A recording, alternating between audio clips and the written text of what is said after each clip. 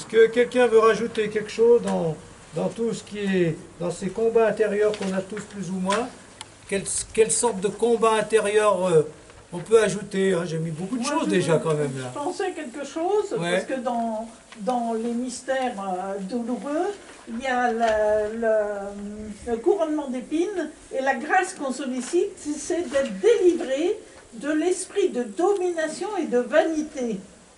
Et je me dis, dans les relations, comment laisser être la personne sans mettre notre grain de sel, sans l'écraser, sans, voilà, pour qu'il y ait des relations de paix, d'amour, de pardon, Très bien. une alliance avec les Un autres. exemple. Ça rejoint la superbe. Hein. Voilà.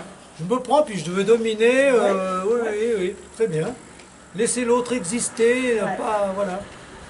Est-ce que quelqu'un rajouterait autre chose? Ça fait réfléchir d'une manière plus concrète, ça. Hein. Moi, je rajoute autre chose, parce que c'est très actuel, et puis moi, ça serait bien. C'est accepter l'incertitude. J'ai fait un édito là pour la paroisse, piloter dans l'incertitude, parce que c'était le titre d'un article dans La Croix vendredi dernier.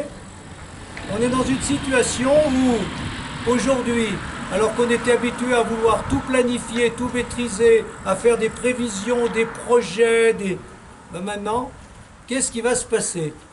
Qui peut faire des plans d'action sûrs? On est dans l'incertitude. On fait comme si ça allait se passer selon nos perspectives, mais voilà. Donc, et ça, c'est un dépouillement. C'est un dépouillement. Hein. Accepter de ne pas savoir. Ouais. Accepter de ne pas prévoir. Ou de ne pas tout prévoir. Accepter de dire, ben, on verra bien. Ben, c'est vrai dans la société, c'est vrai dans l'Église. Alors, pour nous, ben, on fait confiance. C'est la confiance au Christ. Il est avec nous. Ben oui. Oui, se laisser dépouiller humainement pour revêtir le Christ, c'est exactement, oui, ce que tu dis, c'est vrai que, voilà, pour qu'il y ait un véritable abandon à l'Esprit du Seigneur qui nous conduit et qui conduit sa barque. Ça rejoint bien tout ça, l'abandon confiance, c'est-à-dire, plutôt que de dire je vais aller là-bas, je regarde celui avec qui je marche. Je prends conscience de la présence du Christ. Je marche main dans la main. Et lui me conduit là, on n'en sait rien, mais il est avec moi. L'important, c'est pas de savoir où on va, c'est de savoir qu'il est avec nous. Et qu'au fur et à mesure des difficultés ou des signes ou des épreuves, ben, on avancera là où il veut nous emmener.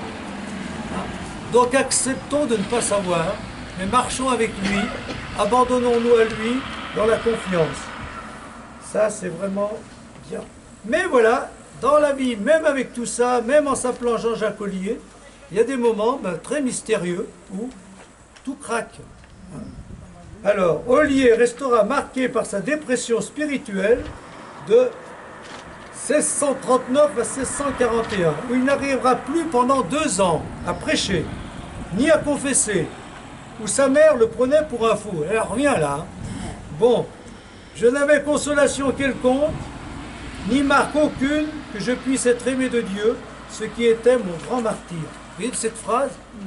Je n'avais consolation quelconque, pas de consolation, rien, pas de réconfort. Et aucune impression, aucun sentiment d'être aimé de Dieu, de savoir que Dieu était avec moi. C'est le grand vide. Hein? En ce temps-là, j'étais toujours en ténèbres, toujours en sécheresse, toujours vide de Dieu. Donc voilà le problème, se vider de tout. Mais quand on est vidé de Dieu, alors ça va mal, hein? J'étais tout rempli de mouvements de superbe et amour-propre et ne pouvais sentir autre chose, toujours environné de respect humain, toujours saisi de crainte, toujours cherchant par force et dans l'impuissance de penser autrement quel était le jugement de Dieu sur moi. Donc il décrit assez bien hein, ce moment-là. Et après coup, il se rendra compte que justement, puisqu'il est tombé bas, qu'il en est arrivé là, c'est qu'il n'est pas grand-chose. Donc ça va l'aider à sortir de son sentiment d'être quelqu'un d'au-dessus des autres. Donc ça va finir d'achever son sentiment de superbe. Hein, vous voyez? Donc, se servir des mauvais moments pour essayer de grandir dans la vie spirituelle. Et ça, il faut qu'on sache aussi le faire. Ollier apprend avec cette expérience quelle est la misère du cœur humain qui tend toujours vers la terre. Quelle est la misère de l'esprit humain qui ne regarde jamais Dieu, qui ne tend jamais droit à lui. Alors, ça aussi, c'est en vivant cette épreuve. Donc il prend conscience qu'il n'est rien. Et puis en même temps, ça c'est intéressant ce qui vient d'être dit, il prend conscience que ceux qui ne croient pas en Dieu, ben, ils sont tout le temps dans ça, dans ce sentiment. Hein? Ça c'est beau, hein? Voilà. Quand vous avez l'impression que Dieu ne répond pas à vos demandes, ou qu'il vous a abandonné, ou que les choses ne se passent pas comme vous voudriez, puis vous dites, mais Dieu, qu'est-ce qu'il fait? Ben dites-vous, ceux qui ne croient pas en Dieu, c'est tout le temps qu'ils sont comme ça. Hein? Voilà. Donc, ça l'ouvre aux autres, et notamment à ceux qui ne croient pas. Ben ça, je trouve que c'est admirable.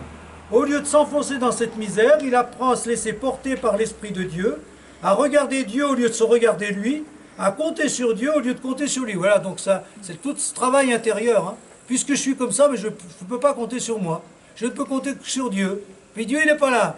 Ben, il attend et Dieu va revenir, et c'est pour ça qu'il va nous dire tout ça. J'apprenais qu'il fallait un autre esprit, qu'il fallait un nouvel esprit, qui fut droit, qui ne sut ce que fut de gauchir, puisque le mien allait toujours de travers, et se réfléchissant sur soi-même ou sur les créatures. Bon voilà. Au lieu d'éplucher nos défauts, il faut nous donner beaucoup au Saint-Esprit qui habite en nous, afin qu'il nous élève au-dessus de nous-mêmes. Donc, il ne faut pas éplucher vos défauts, il faut regarder l'Esprit Saint. Et donc, se laisser porter par l'Esprit Saint. Je pense à toute méditation, à tous ces passages à vide spirituels. Je ne sais pas si vous en avez connu, on voit plus ou moins, comment? Oui? Eh bien oui, où j'étais dans les ténèbres, la sécheresse, le vide, la dépression intérieure, où j'allais de travers. C'est bien aussi comme expression, au lieu d'aller droit.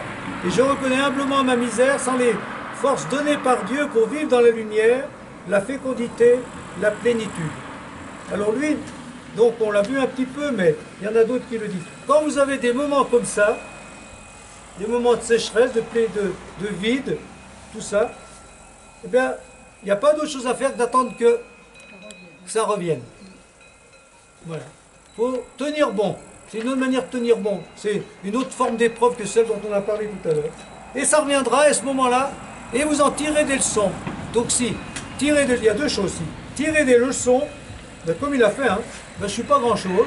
Et puis ceux qui croient pas en Dieu. Donc tirer des leçons positives de cette épreuve, et attendre que ça revienne, c'est-à-dire que le sentiment de la présence de Dieu ben, vous redonne ce réconfort intérieur, cet élan intérieur, et vous remettre sur les bons rails, quoi. Hein.